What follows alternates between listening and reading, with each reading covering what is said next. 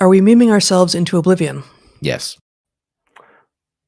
So I have a crazy idea. Some may call it a hypothesis, but upon taking a look at different people's theories, this, that, people's toes, whatever you want to call it, I'm starting to see a lot of patterns and manifolds and all these twisted transistors. What if they were actually made of twistors? What the heck am I talking about here?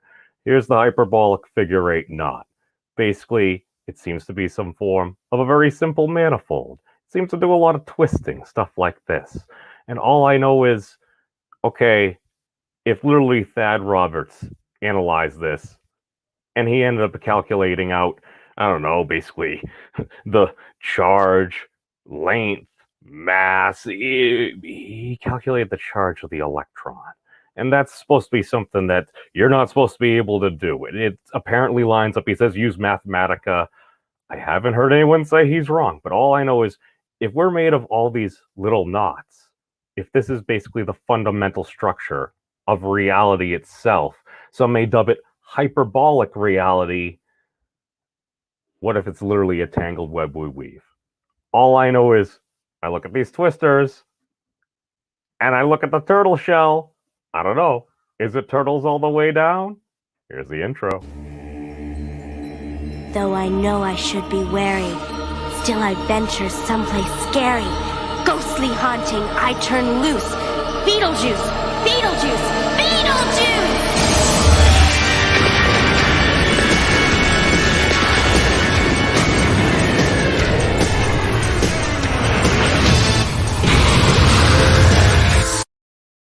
Welcome, everyone.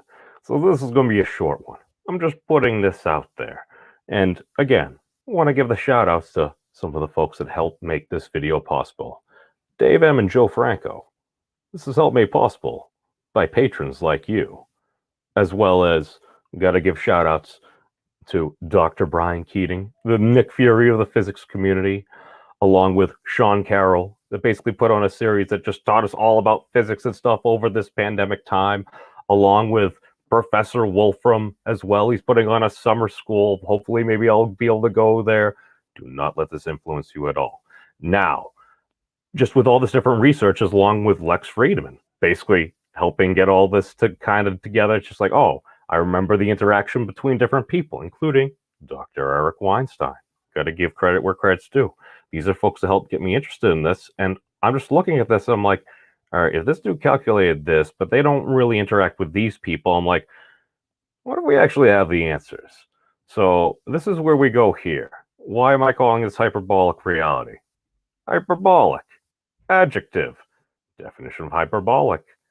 Of, relating to, or marked by language that exaggerates or overstates the truth. Of, relating to, or marked by hyperbole. Now, it's very sarcastic there. Hyperbolic, adjective 2. Definition of hyperbolic. Entry 2 of 2. Geometry, of, relating to, or being like a curve that is formed by the intersection of a double right circular cone, with a plane that cuts both halves of the cone, of relating to or being analogous to a hyperbola. 2. Of relating to or being a space in which more than one line parallel to a given line passes through a point. Okay. Reality. The quality or state of being real. I don't know. Is that a hyperbolic statement? Who knows? A real event, entity, or state of affairs. His dream became a reality. The totality of real things and events, trying to escape from reality, something that is neither derivative nor dependent, but exists necessarily. Television programming that features videos of actual occurrences, such as police chase, stunt, or natural disaster, often used arbitrarily. I don't know. That's attributively. Yes, the whole thing about the internet. Of course, that was the word that got me. It's all right. Reading is important. So why do I say this? Because essentially, okay, if this literally is the smallest balanced manifold, what if when they say, what a tangled web we weave, it literally is like a fabric metaphor? Because I keep on hearing people say, it's like, oh, well, what is matter? It's like a topological obstruction or something like that. All right. So what you're saying is there's a certain amount of charge, a certain amount of energy that happens to be in, at least we don't seem to be often exploding that much, a decently stable state. How we get there, it's for a lot of smart people to figure out. But all I'm saying is, what if we're literally woven together by something like a hyperbolic figure 8 knot? What if we utilize knot theory and it's like, all right, well, you got this big mass over here, you get this big mass over here, we're woven together by this. It's like, all right, they're literally kind of tugging. Isn't that what like a lot of these different things are showing? All these different space-time projections. It's like, all right, well, if we said there was an ether, and then we're like, it's not an ether, it's space-time. And now we're like, it's probably kind of something. It's, I don't know, that pesky cosmic microwave background radiation. What the heck is that all doing there? I am not an astronomer. I'm not.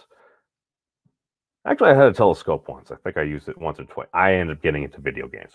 But I digress. But you just look at this, and I'm like, all right, you have all these parameters. They're very pretty. I look at all these other things. What if that would explain a couple of things? Number one, basically what we view as C. Basically, this is the fastest you can do things throughout the universe, or at least from our observation perspective based upon our current levels of measurement. So, if the speed of light and the speed of gravity waves literally seem to be the same thing, but gravity is supposed to be instantaneous, it's like, is light supposed to be the same way? Or is it literally just, oh, it's a piece of fabric, tug, look, it affects it.